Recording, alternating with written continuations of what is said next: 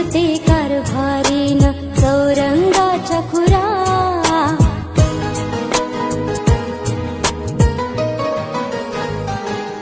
नाव गणाचं गोंदायचं आणि सुखानं नांदायचं.